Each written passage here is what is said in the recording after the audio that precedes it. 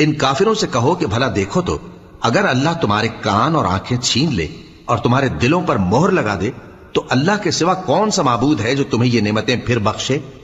देखो हम किस किस तरह अपनी आयतें बयान करते हैं, फिर भी ये लोग रूगर्दानी किए जाते हैं। कहो कि भला बताओ तो, अगर तुम पर अल्लाह का अजाब बेखबरी में या खबर आने के बाद आए तो क्या जालिम लोगों के सिवा कोई और भी हलाक होगा। और हम जो पैगंबरों को भेजते रहे हैं तो खुशखबरी सुनाने और डराने को, फिर जो शख्स ईमान लाए और नेकुकार हो जाए तो ऐसे लोगों को न कुछ खौफ होगा और न वो गमगीन होंगे। और जिन्होंने हमारी आयतों को झुटलाया उनकी नाफरमानियों के सबब उन्हें अजाब पहुंचेगा।